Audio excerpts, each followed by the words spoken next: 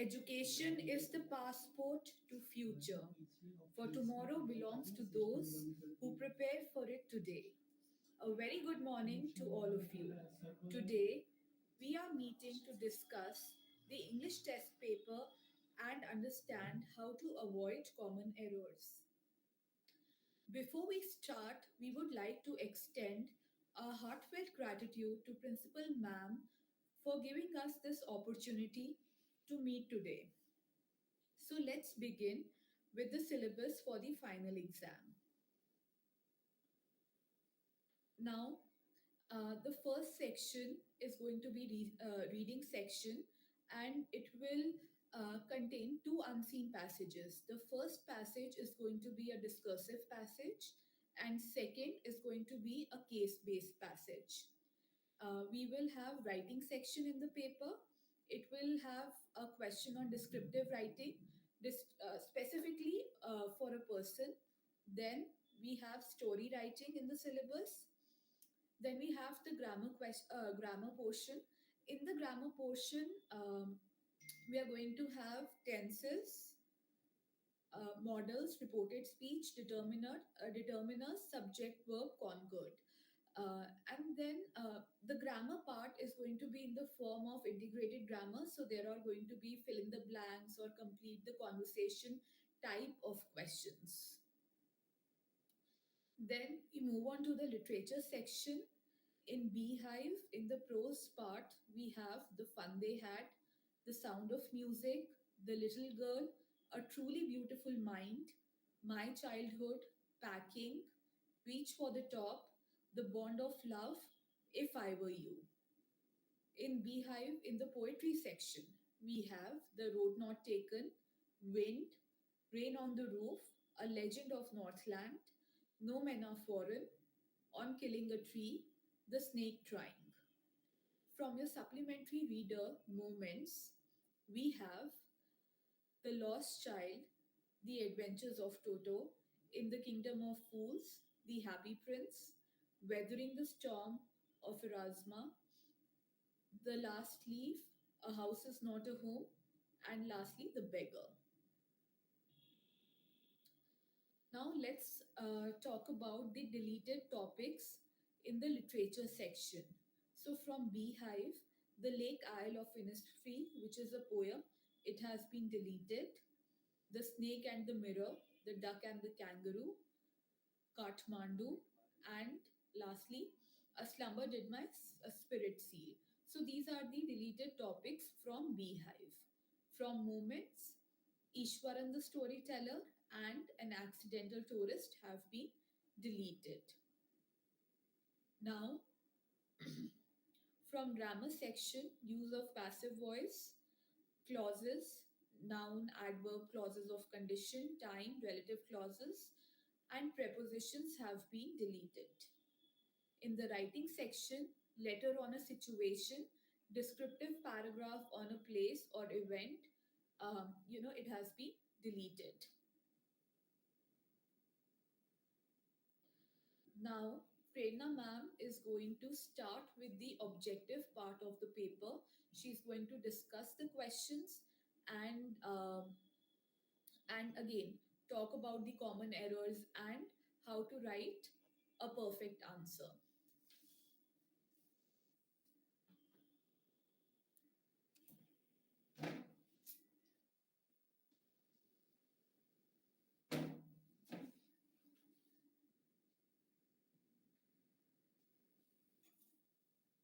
So, children, good morning. As you have been told about syllabus, about it, deleted syllabus, and about the rest of the things, let us start with the pre-preparation tips. Before we proceed and before I move on to explain that what are the things that you have to keep in mind while attempting objective kind of paper, we have to first know that what are the tips that you have to keep in mind. There are a lot many things that is to be kept in mind while we are preparing. First of all, without hassling or without panicking or having anxious about it, the most important thing is to go for the thorough reading of the text. Read the chapter once, twice, probably thrice also. if you are, there is no scope or no room for rote memorization. Rote memorization in any form is not good. While you read, while you are reading the text, again, you have to be very careful. Reading and no, making notes. You have sticky notes. You can paste this notes while you are jotting out certain things, new vocabulary words. And side by side, simultaneously, you can also note down the antonyms and synonym of those words, right? And before going on, you must know, you must have the knowledge of the syllabus, of the pattern, the examination, and all the other things. Also, if you have in your classroom, there are many sample papers that have been shared with you. You can always take a clue so that you will be sure that what kind of questions are going to come, how I'm supposed to attempt those questions. So while when you are surfing or when you are browsing through the question papers, you come to know that these are the things that I have to keep in mind. These are the things that I have to read the chapter with analytical thinking, with reasoning thinking. And you are not, when you read, you have to be thorough, that you are reading and you are not missing even the minute information that is being given. Sometimes when we read, we tend to just skip, considering that this is not important, it's not going to be asked. But it is not like this. Everything is important. Then you must know that what kind of questions are going to come. Whether you're going to have multiple choice questions, you're going to have reasoning questions, you have short answers, you have very short answers, then you have hard questions. Hard questions are high order thinking skill. That is when you are going to attempt, how you have to attempt the questions, right? So we have come to objective part of the revision test question paper that we have. So this is a very important part we have to keep in mind, because it starts with our reading section, that is part A, which contain, as Vidhi ma'am told you, that we are going to have two kind of reading comprehension passages, discursive and case study based. So the tips for understanding or for acquiring knowledge and to take out the answers, first is to read the passage very carefully. Keep underlining the events, important dates, and what we have seen commonly, that when reading passages there, what children do is this, that they go to questions, they read questions, and whatever the words are given, they try to find out those words. Don't do this. Don't try to find out the words. Don't try to see that, okay, this word is being given in the question, I have to find the answers. And wherever in the question you see that word, you are circling and you are thinking that this is the right answer. No, you have to thinking analytically. Extrapolatory questions could be there even in the multiple choice questions. And reading comprehension is going to be in a form of multiple choice questions. So the options that you are going to get, it is most likely that the questions that you are going to get, few choices would be so similar that it feels that this could be the answer, that could be the answer. So what is the best way when you have confusion? Go back to the text, read the text thoroughly again. Don't jump to conclusion, don't just scan and skim. Okay, this is there, I have to just this is the answer. No, read it properly, choose the options correctly, and then write the same option in your answer sheet. If the datas are given, then data also you have to read. Okay, and sometimes when the options are there, it is being seen that sometimes when the questions are there, some of the options are bit longer, right? So what you have to do, as I have explained to rest of the students also, that if such questions come, if such options come, and you feel that the paper is little lengthy, I won't be able to complete within the stipulated time, so what you have to do, do not panic. First of all, when you are attempting the question, for example, if you have attempted question number one, and if you feel that option C is correct, but it is all the options, all the 10 questions contain quite lengthy options. So you write few words and then put dash dash dash. But for this is very important. Then you write the option. Do not write 1 2 3, write the options properly. Right? For example, now when I will move on to common errors, this is what I was talking about. That while this has been seen commonly, that sometimes even what they do when they write answers MCQ in their answer sheet, they have just written question number one, and straight away they have written the right answer instead of mentioning the options. Don't do that, because sometimes till the halfway all the choices are similar and the right answer it changes towards the end.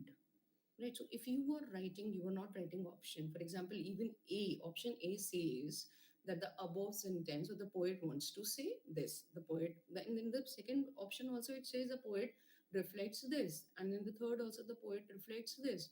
All these are similar, but the end is changed. The ending of the sentence is changed. So it is better you write the option and then write full sentence, correct option and full sentence. When you are opting options correctly, you have to think properly, go back to the text, then read the questions, go back to the text. There is no harm in reading the text again and again, right? Then when we move on to vocabulary questions. Now vocabulary questions, as I have stated, I am going to remind you once again. uh, what am I going to remind you? I'm going to remind you to read the questions very carefully, not just vocabulary questions, but all the questions you are supposed to read it very carefully.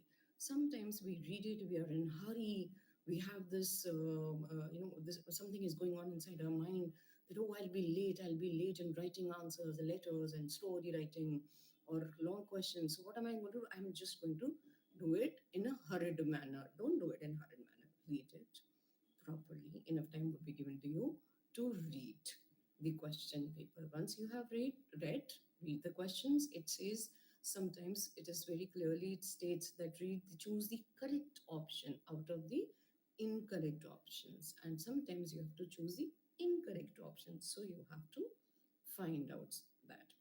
And also, it is not necessary that when we are talking about unseen passages, obviously, it is not necessary that all the vocabulary words you must be aware of. Sometimes meanings are difficult. Sometimes you have never heard of that particular word. So, what are you going to do? Are you going to randomly take any of the options? No.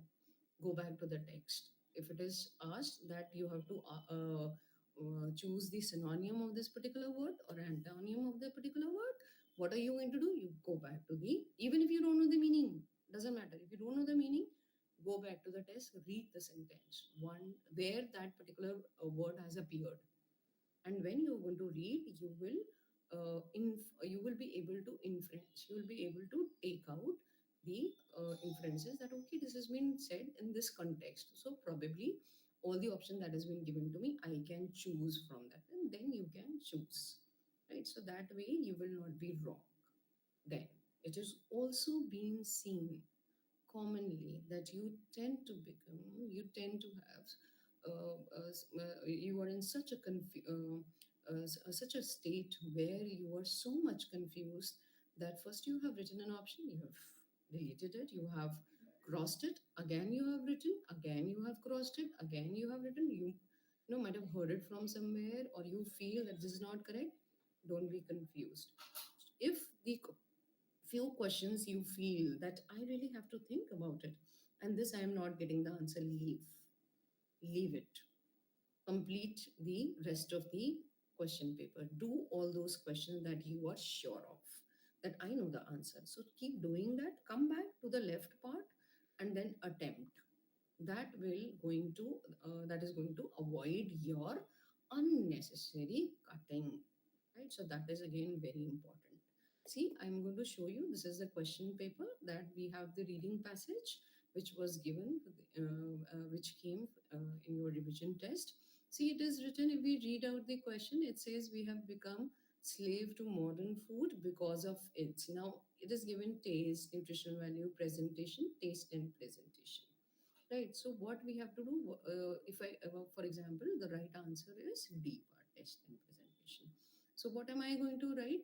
I will write in my answer sheet, I will write one, question number one, A or D part, and then I'm going to taste and presentation. Similarly, two, and then I'm going to write the C part, which is correct, refined flour, oil, and sugar. Everything I am going to write, right? So similarly, then I will move on to third question, I'll move on to fourth question, and then likewise I will write it in my notebooks. Do not just write question number one C or B, right? See, just look at it. This is the notebook that we have shown it here. Do not do it in this manner. This is the incorrect way, and then you will not be able to score. So don't do this. Don't commit this mistake of writing just the options. You have to, the correct way is this. You are supposed to write, see, look at this notebook. You can see here that what the child has done. Child has written 1 2 3, then the child has written D and C options, and the correct answer is being written. This is the correct way to attempt. This is how paper should be attempted, right? Then we will move on. I hope this is clear, and you are not going to make such mistake and carelessly are going to lose your marks, right? So acquiring marks is not difficult. You just have to keep few things. You have to be careful about certain things, and then it is a cakewalk, right? And then we let's come back to literature. So, literature part A, where we are talking about reference to context questions. Again, to attempt all these questions, what is important? As I've already stated, it's important to read the chapters thoroughly. Knowing summary is not enough. Don't do this that, okay, I know the summary, I have seen YouTube channels, I have seen, then it is done. No, text is important. Text is always important. And when the literature questions are given, it is not necessary, though it is written, that you read the passage and you give answers, but it is a seen passage. Seen passage means you have already read the passage, you have seen the passage. It is there, it is taken from your textbook. So, the questions that we are going to make, it could be inference based, it could be extrapolatory, it could be personal responses. So, you have to read it thoroughly. What the question states, what you have to write, right? So, you must know the theme also. And many a times it is also been seen that when, for example, the question or reference to context we have given from poem, right, then it's most likely that you were asked to mention to, that who has written this particular poem, right? And also when you are writing your literature question number, long questions or short questions, especially long questions when you are attempting, so your questions, your answers become heavy, you gain, and you are not penalized if you are writing that this particular chapter, Our House is Home, is written by this particular author, right? So it is very important to understand that Road Not Taken is written by Robert Frost, right? So you should know the names of poets and authors, it should be handy. And also, for reference to context, you can be asked any question not related to the passage that is being given. Then knowledge of the poetic devices, it has already been done with you by all language teachers, okay? Everyone has done it. All the teachers, they have very thoroughly explained to you that the poetic devices, various poetic devices that is being used in a poem by a particular poet, right? So you have to keep in mind, see here, as it says, the extract has been taken from a beautiful mind, from the chapter Beehive, and it talks about Albert Einstein. So it is given here, but there is no hard and fast rule. You cannot come out and you say that, ma'am, this question, particular question, is not been is being asked here, but the answer is not being given in the passage. So as it has already been discussed with you that this is a scene passage, it is not necessary that the questions are going to be made only from the above paragraph. The question can be based on thematic, on theme, on a particular topic from the text, right? So here when it says, for example, all these questions we talk about that what did his mother wants him to be. For this also, first of all, you have to write it properly, and then if you have read the text thoroughly, then you would see it is very very close options have been given, that the mother wanted Einstein to learn violin, guitar, or a great physicist. If you have not read the chapter, probably if I have not read the chapter thoroughly, I would click on the C part that she wanted Einstein to become a great physicist, which is not correct, which is not a correct answer, right? So you should be aware of these are the minute details, right? That at what age he learned playing the violin, what are the details? So details should be kept in mind, right? Now we'll move on to our grammar tips. Again, very important. Not just grammar portion, but while we are writing, keep revising, do a lot of practice, take out a lot of exercise questions. By this time, you are already in ninth standard. You must be aware of all the rules. How a specific rule concerning subject verb agreement or direct indirect speech, whatever the rules are, you have to go through it. You have a lot of books available, a lot of material has also been shared with you. You can take up those materials in your resources and try to solve. More you are going to solve, more you will have a hold on that particular uh, concept or a particular topic, right? So don't take it lightly. Oh, grammar is there, I don't have to only this is going to come, only fill in the blanks are going to come, only dialogues are going to, no. You should have a lot of practice, right? Because one, then you are going to lose marks. You don't want to lose marks, right? So then we'll see. It is also that, as I've said, this is I'm going to discuss with you that especially when we talk about gap filling exercises, what children do commonly. See, this is a question. You can see the screen here, children.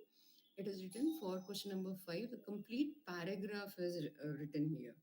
Right now, this is the question that most of the students they keep asking. Ma'am, do we have to write the paragraph in our answer sheets? Why, beta? There is no need of writing paragraph. You write down question number 5, then as you can see that all the blanks that are mentioned here, they have very clearly mentioned the number, option 1, option 2, option 3.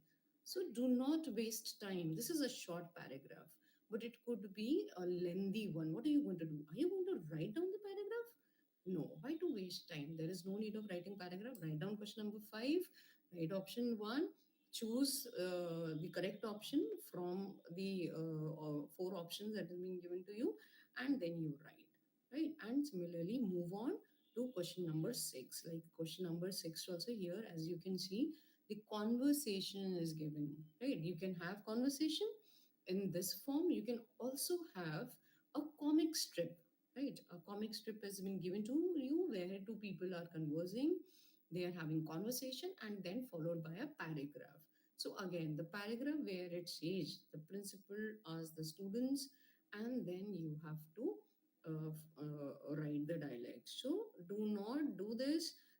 This has been commonly saying that children write the when they start writing the paragraph, the three, considering okay, 3 lines are there, why not we just write it, what is harm in writing. So when they write, what they do is the blank they do not underline. If you are writing the paragraph, if you are in a habit of writing the paragraph, then no, even if my teacher has told me that I have to write it, but I am this is the way how I have been doing it since my class 5th, so I am going to do it in the same manner. If you are going to do it in the same manner, Do not just leave the paragraph like this without underlining it. It becomes very difficult to check for a teacher to know that you have done it and you have filled it. Blanks should be long, right? Because see, the entire sentence you are going to write. So if you are going to write the entire sentence, it has to be lengthy. Make a lengthy blank. So to avoid this, simply write down the options, right? That is more convenient to to write down the options, right? You have to be very particular that how you are writing, choose. Now, for doing this, especially when we are talking about reported speech, direct and indirect speech, we must be aware of basic rules.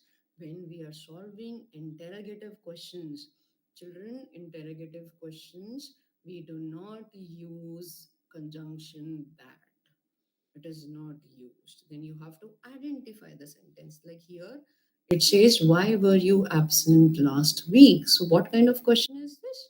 This is a WH question. So, when I have identified that this is WH question, I am going to convert it according to the rules that has been taught to me by my teacher. Similarly, whatever the rules have been taught to you by your teacher, you are going to follow those rules. When we are talking about yes or no type questions, for yes or no type questions, we can use any form, either if or whether.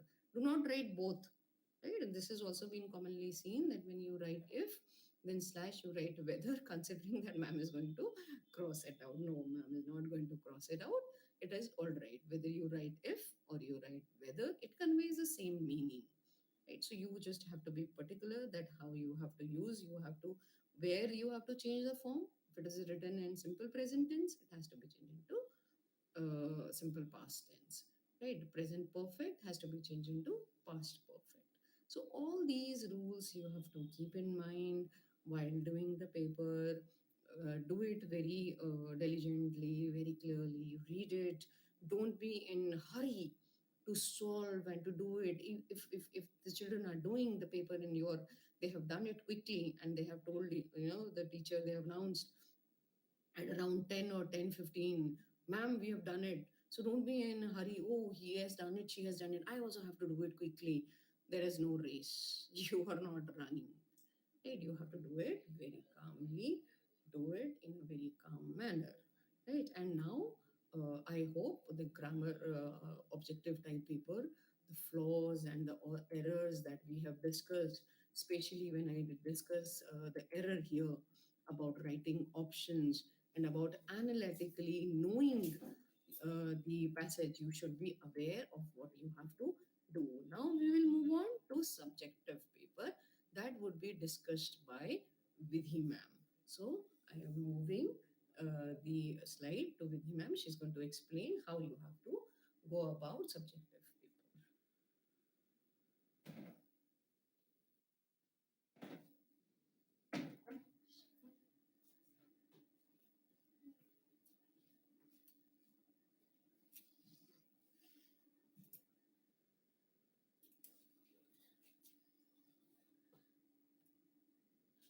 Students, now we are going to discuss the subjective part of the paper.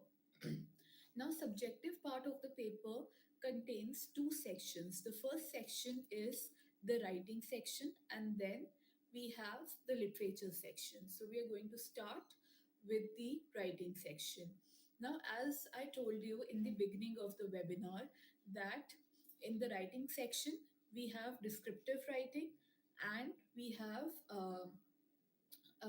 and we have story writing. So now let's start with descriptive writing. So when we talk about descriptive writing, what exactly is descriptive writing? So basically, descriptive writing is when you describe a person, place, or thing in such a way that a picture is formed in the reader's mind.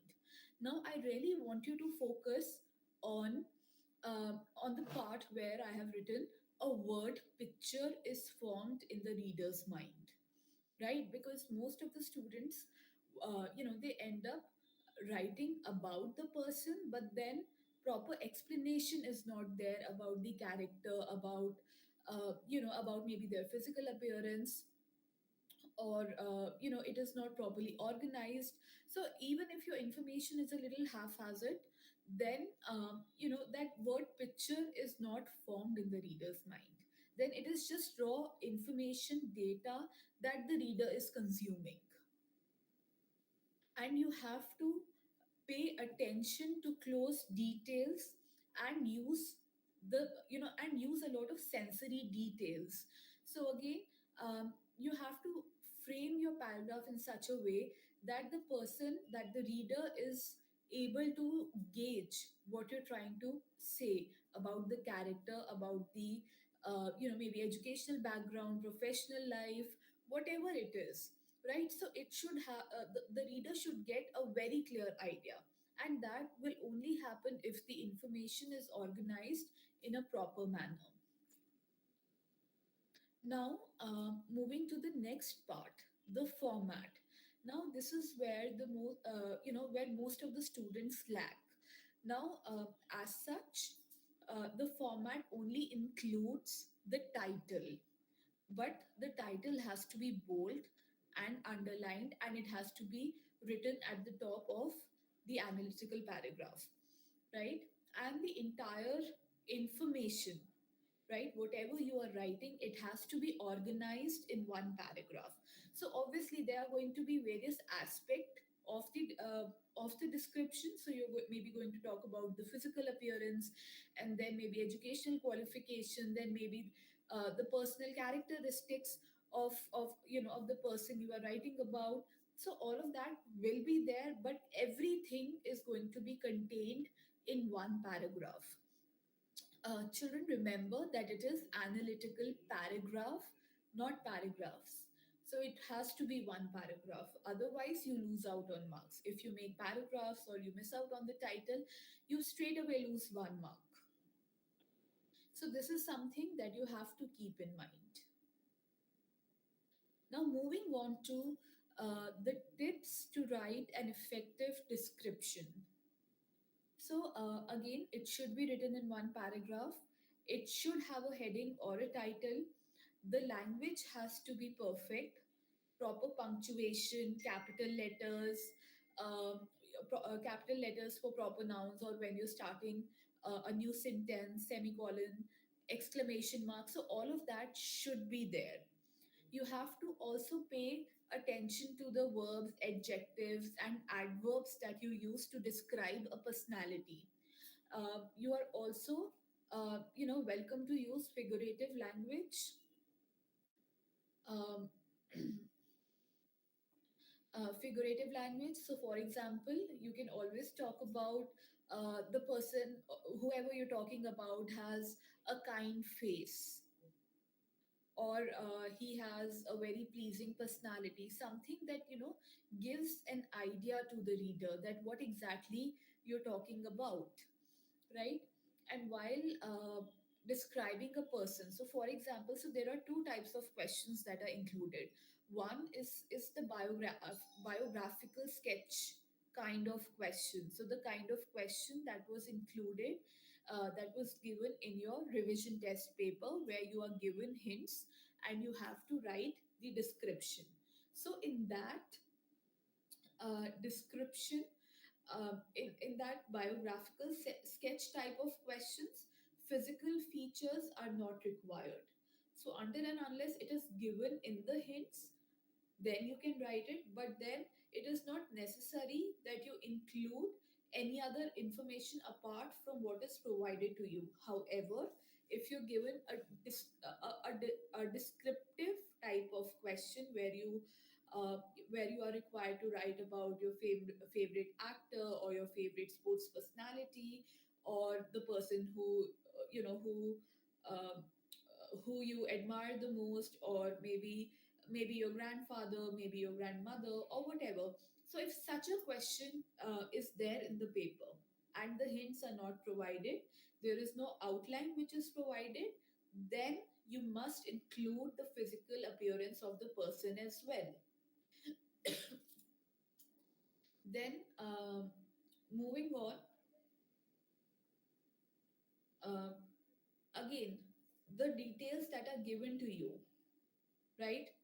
Details about the person, the hints that are given to you, right? So it is not necessary that you mention all the hints in the chronological order. So, for example, if for example the question that was given to you was about Kapil Dev, so again, if the date of birth is mentioned first, and then his professional career, and then his qualification, and then his place of birth is mentioned, so it is not necessary that you write the analytical paragraph in that order, right? So that would be simply, it would not be writing actually, it would just be putting that information into sentence form, right? You have to organize the information. You have to properly write, organize, and see, which detail is coherent with the other detail. So, for example, if you're talking about date of birth, uh, place of birth should be written with that and not at the end. If you're talking about, his professional life, or for then the educational qualification will go with that, right? If you're talking about personal characteristics of a person, you can maybe add it at the end or maybe in the beginning, right? But then again, you have to choose, the order in which you want to organize your information in. You have to judge for yourself that what, in which manner my paragraph will look more appealing, will be more accessible to the reader, right? You can use similes, like I've said, figurative language. You can use simile, metaphors, proverbs, quotes, idioms, wherever you feel that you can add something like that, wherever you feel that it is necessary. Okay, now again, let's move on to the common errors. So when you write the analytical paragraph, sorry, the descriptive paragraph, you miss out on the heading. So heading is an important part.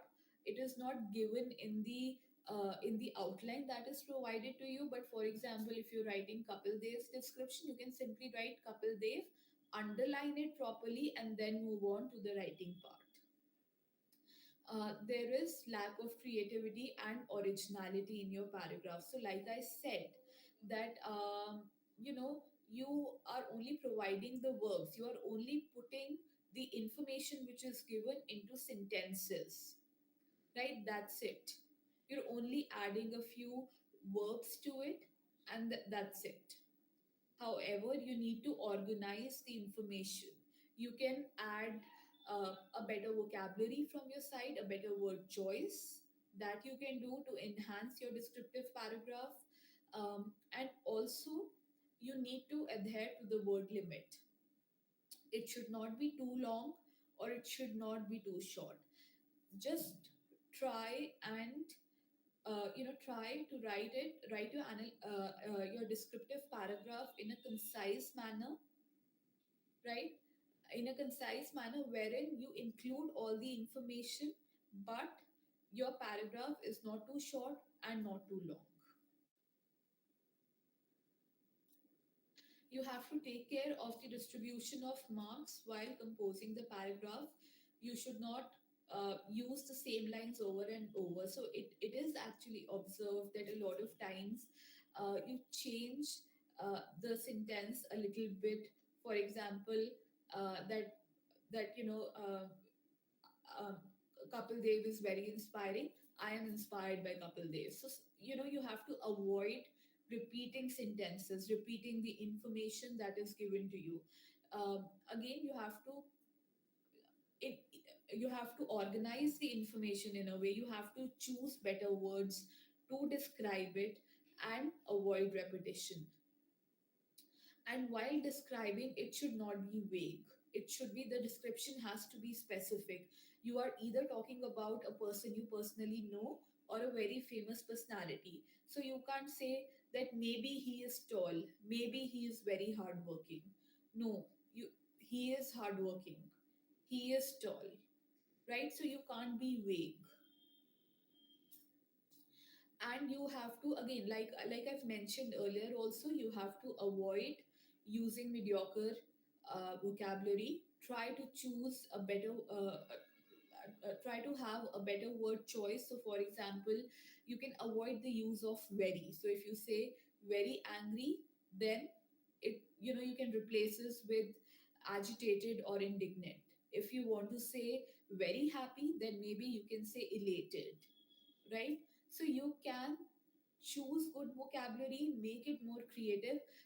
It as a as a writing as a writing topic, descriptive paragraph can be a bit limiting because you're given hints, right? But how you use your language, it's up to you. So you can make it creative, you can make it sound nice. Now, let's have a look at the question which was given to you in your paper. Like I've discussed earlier, also, a biographical sketch type of question was given. And again, students were required to write about Kapil Dev. A few points were given about his professional life, about the achievements, and where he was born, when he was born. So, all the information was provided. Now let's move on to a sample that I have included. So again, if you look at the sample, so now only the information is written in the chronological order. Just what was given is written. So there is no title first of all. Uh, Again, Kapil Dev was born on 6th January in Chandigarh. He was a right-handed fast uh, bowler and right-handed batsman. So again, the same information exactly in the chronological order. And after that, about his test debut is written. So again, exactly everything in the chronological order is written.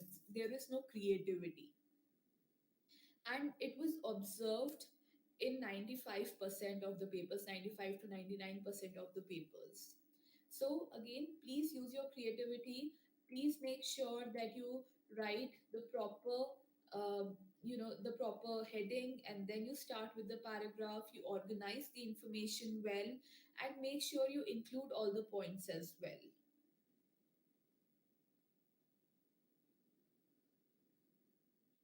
Now, moving on to the story writing part. Now, what exactly story writing is? So, it is a creative form of writing, right? You can find stories all around you, and it is basically narrating a real or an imaginary event. It involves real or imaginary people, and again, obviously, it is represented in words. And sometimes, in the movies also, the movies also narrate a story, right? And again, the purpose is generally to entertain and to send a message across. So a lot of times we have read a lot of stories also which have a moral at the end, which teach something, right? So it can have various purposes. So it can teach something. It could be for pleasure, for entertainment, for just for amusement, right? Or it can have a strong message. It could be written to bring about a change, right? So there can be various reasons to write a story. Now let's move on to the format of the story. Now, first of all, a story must include the title. And it was observed that a lot of you have missed out on the title. So a lot of times you think that you are going to write the title at the end of the story, but please make sure that you maybe just draw a line so as to remember that you have to write the title in the center at the beginning of the story, right? So I understand that you want to form the story first and then write the title, a suitable title, but then please mark with a pencil so that you remember that you have to write a title. Because if you miss out on the title, you miss out on a mark, on one mark. Okay. Now, again, the title should be bold and underlined. It should be clearly visible, and the title should not be very long. So it should not be, maybe 2 lines or 3 lines, or for that matter, 1 line. So the title can be a word, maybe a group of words, 2 or 3 words, a phrase or an idiom, but it should not be too long. A story must have a beginning, a proper beginning, right? Beginning is I think the most important part of the story, because that is where you build the interest of the reader, you hook the reader, right? You capture their attention. So the beginning is a very, very important part of the story.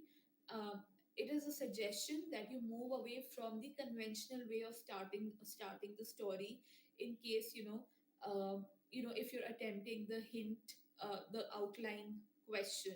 So you can move away from once upon a time or there lived um, a person or whatever, right? So you can move away from such cliched beginnings, and then maybe start with an interesting beginning, right? That draws the attention of the reader. Now the next part is the character introduction.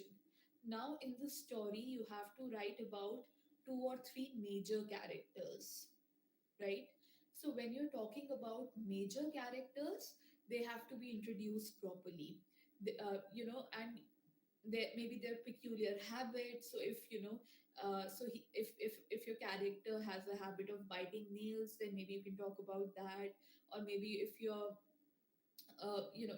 character has white hair, or was dressed in all blacks, right? So give them a proper introduction, describe them. The reader should have an idea who you're talking about. If you're writing, maybe you can also talk about the physical appearance, in the sense that he had benevolent eyes, or he had very kind nature, he looked friendly, um, he came across as a nice person, or whatever, right? Be specific in your character introduction, especially when we talk about the main characters. They are a very, very important part of the story. Then we have the plot, which is actually the sequence of event, right? The way events happen, and again their description. So that is the plot. And the end is the climax or the conclusion, where the story will come to its logical conclusion. And obviously, if there is a plot twist, this is where you will resolve that twist, right? This is where it comes to a resolution. The reader gets the perfect idea that what actually happened, right? So this is the resolution, the conclusion part of the story. Now, tips for writing a good story. So, a good story must be divided into paragraphs. You have to organize your story in a way. So, for example, the first paragraph can include the beginning and the character description. The second paragraph, maybe the setting and the plot. And maybe you can introduce that problem, that twist in the story in the second paragraph. The third paragraph, maybe the conclusion part. If you feel that there is a lot of action that is happening in your story, maybe four paragraphs. You can divide that information into 4 paragraphs. So again, you have to organize your story well. Then there should be a suitable moral which should be provided at the end of the story. So you have to write moral and then moral of the story. It is something that you have to think about beforehand, right? A moral should be a part of your story. And again, your story should have a proper chronological order of events. So for example, if you're talking about what happened in the evening, then you talk about what happened in the evening and then move further. So again, you cannot talk about what happened in the evening and then you start talking about what happened 2 days ago and then come back to the evening, right? So it has to be properly written, and the events have to happen in a chronological order. There should be no confusion, there should be clarity in this regard. And if you find it difficult to keep a track, what you can do is you can also create a rough timeline of events. So you know, just maybe on your answer sheet only, just make a rough column, just write what, what happens after which event, right? So that will give you an idea about, how to go about your story.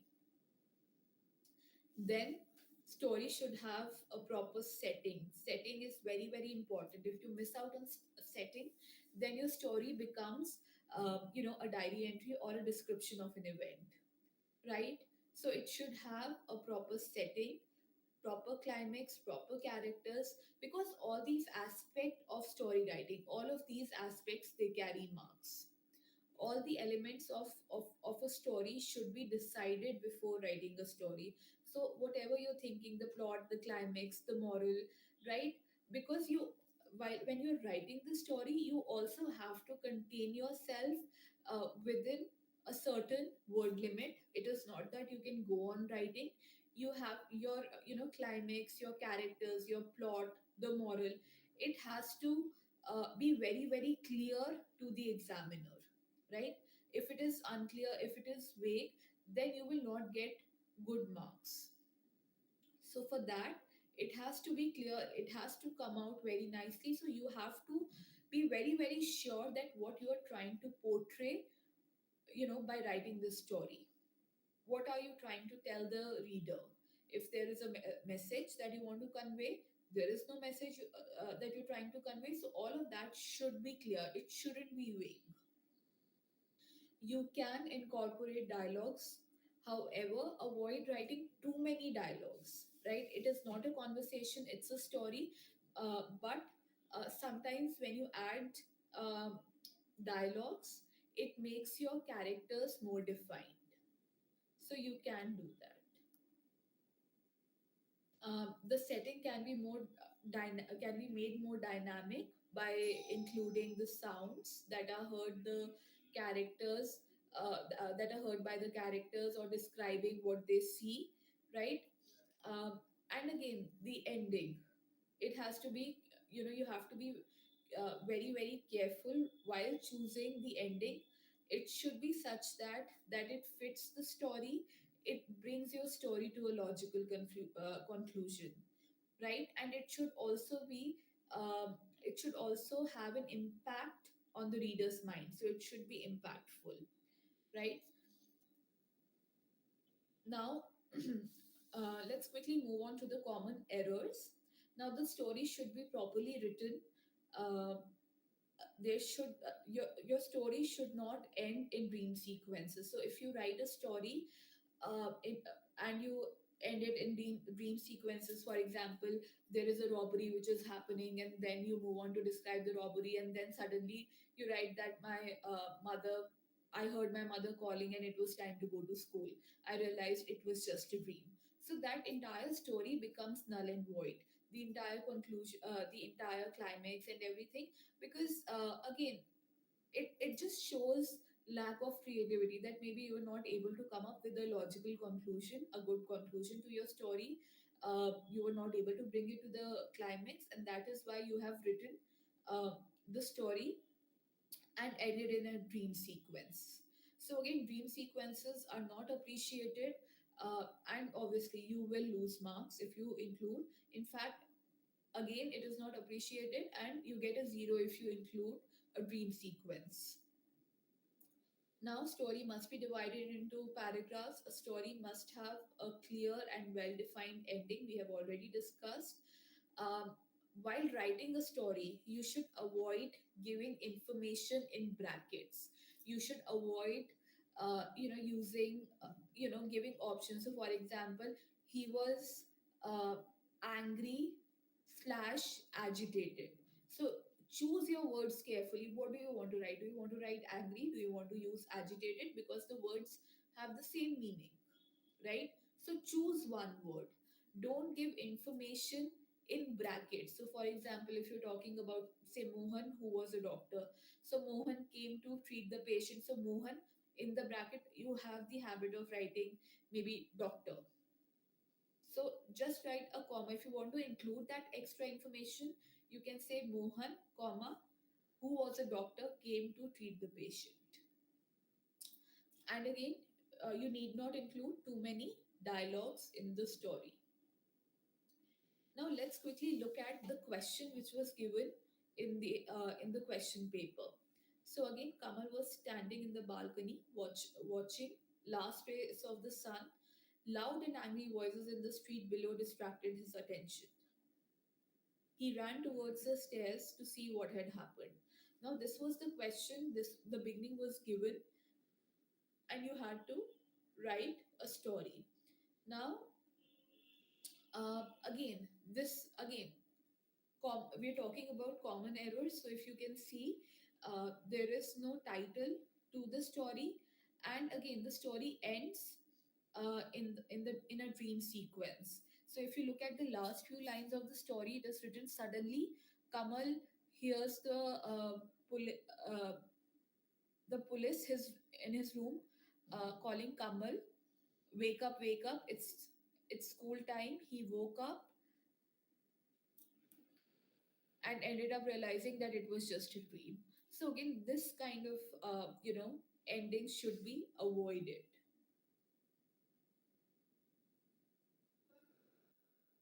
Now, the expected answer. So if you actually look at the story now, again, there is a title, Kamal's Long Day, and then the story is starting um, with the beginning which was provided, and it ends in a proper moral. So the proper moral is also included at the end.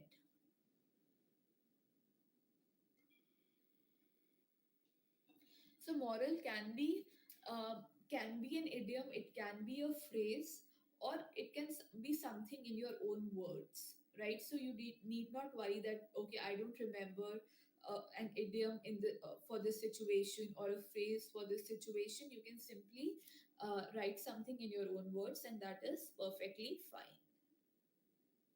Now let's move on to the short answer questions, in the literature part, right? So short answer questions do not mean that you write uh, the answer in a few words or in one line, but your answer should be concise, and it should include all the information.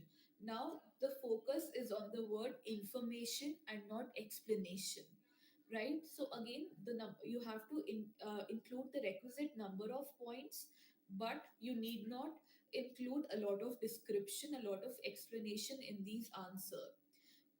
Read the questions very very carefully. So a lot of times what happens that maybe you have read a question, maybe you have practiced a question at home, a similar question comes in the exam as well. So you don't answer the question which is asked in the exam, but you end up writing the answer that you had practiced at home, right? So for example, uh, the chapter which is in your course, a house is not a home. So there is a question that if the question was that what problems did Zan face when he went to the new school. Now you end up writing about how his new classmates helped him out, or that his cat ran away. So you specifically have to write that what problems was he facing, or you start talking about that his teacher suggested that you should make new friends by participating in school activities and joining clubs. So all that information is not required. Just mention that he had changed to a new school, all his friends went to a different high school, he was all alone, and he was feeling lonely. And maybe if the question requires, then and again, adding to the trouble, there was a fire accident at his place, and he lost all his um, belongings, his books, and his stationery supplies and everything burned down, and he was feeling very insecure because of that. And that is the answer. And it should, this answer can be contained in 2 to 3 lines. That's it. No explanation is required. Again, you have to write the expected answer of the question, and think before writing the answer. So again, when you start writing, you get into the flow and you keep writing. So that is something that needs to be avoided. Keep in mind the structure of your answer. You have to adhere to the word limit.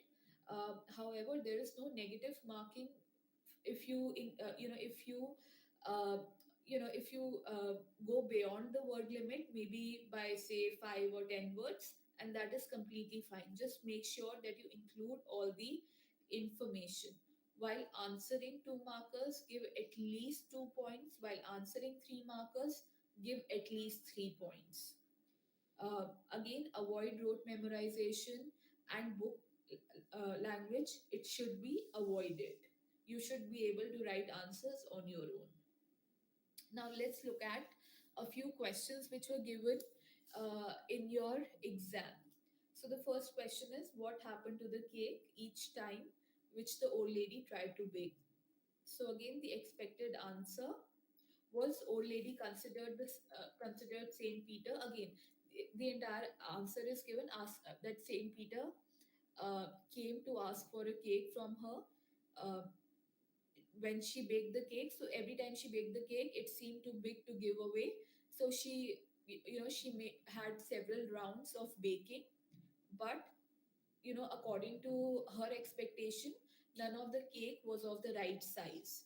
So again, you have to highlight the fact that she was greedy, and you have to just say that what the situation exactly was. So that is it. Apart from that, no other information is required that she was cursed by Saint Peter or she was turned into a woodpecker. So all of that information is strictly not required. Then um,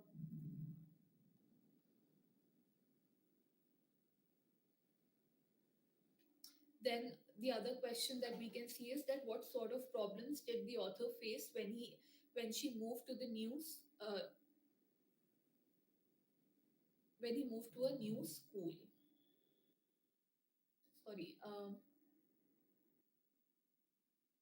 Sorry, what lessons did Maria learn during first 2 years of her stay in the US?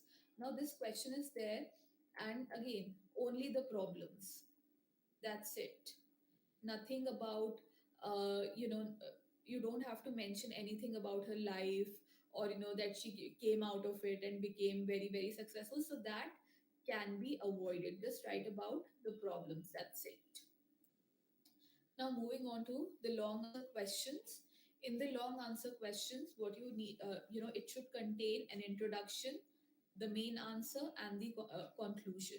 So introduction has to be crisp and short, and the main answer, again, it should include all the points, at least five points, and it should relate to the chapter. The points, again, should can be substantiated by some description or examples from the text. And then in the end, conclusion, which can summarize the arguments that you are making, or maybe it could sort of act as a bridge between your introduction and your main answer, right?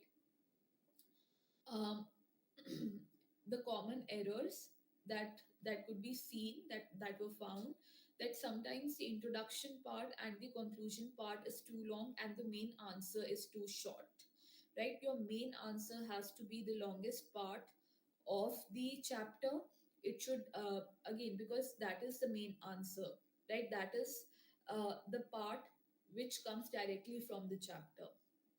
So it should be, again, the longest. It should contain all the points. It should be properly substantiated, and your introduction and conclusion, they have to be a little short. Then moving on. So again, in a lot of your chapters, so there are animals, uh, who are indulging in some kind of action.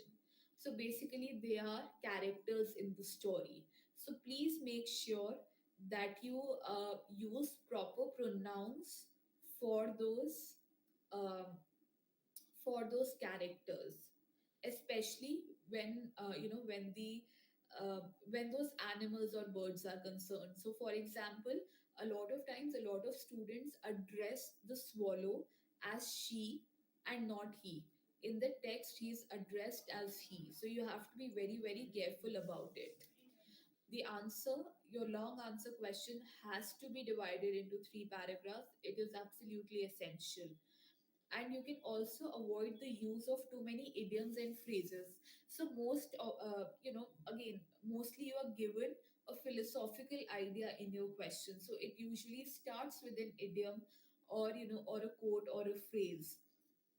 So when you talk about it, then again, don't explain that philosophical idea with another quote or with another idiom, right? So you can avoid that. Now let's look at the question in your paper. So this is from the play If I Were You. Patience and intelligence help a person a lot, even in the adverse circumstances. So this patience and intelligence part is the philosophical idea that how they are helpful to a person as qualities, as skills. They are important to a person. And then you have to substantiate this statement on the basis of the play. Now, again, let's look at this answer. So, this is how an answer should be. So, initially, we look at the introduction part, that patience and intelligence. So, again, uh, the student has highlighted the importance of patience and intelligence, and then gradually moving on to the play, and then explaining that how an intruder had entered the house and how he wanted to take on Gerard's identity, and how Gerard, in a very calm and composed manner, he got out of the situation. He did not panic. He kept his calm. He used his intelligence. He was patient throughout, right? And again, we have a short conclusion at the end, that again, so again, the concluding part is that how patience and intelligence can be very, very important uh, tools or skills in navigating through a difficult situation. And the story If I Were You is a great example of that. So that is how the answer is ending, right? So it is sort of summarizing the entire thing, just giving it a logical ending. Now this is what is expected of you. If you can look at the length of the paragraphs also, the first paragraph and the last paragraph are short, and the main answer is covers the most part of the answer. Now, moving on to the next question that we have, the next five marker was, what values did Olga exhibit while saving the life of Lushkov? So it is from the beggar. Now, if you look at this question, again, it does not have any philosophical idea as such. So, in such a question, also, what you can do is, maybe in the first paragraph, you can introduce the characters, who are being addressed in the question. So, again, here, uh, you know, we're talking about Olga, and that she was Sergei's cook, and again she met Lashkov, and again what were her observations, and then again the main answer, and then probably again talking about Olga's character, that she was a great example of a noble and a kind and a compassionate lady. So again, just talking about her character in the beginning, her introduction in the beginning, her character in the ending, right? And also her character is coming at the end, because it was something that can be inferred from her answer as well, right? So this is also an effective way of writing the answer. So now with this, we have come to the end of the discussion of the question paper. Now Prerna ma'am will address you once.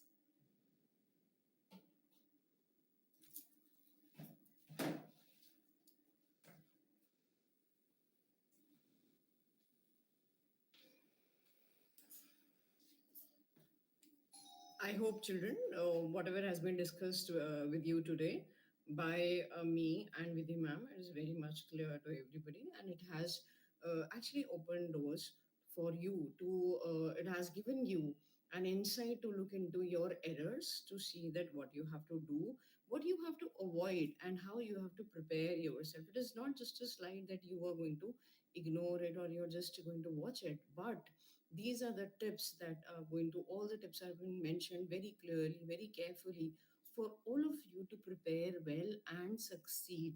So, with this note, I hope that all of you must have gained knowledge and you must have acquired an understanding of how you should attempt your question paper. With this note, all the best, children, for your coming examination. I hope that diligently, with cool mind, you give your paper.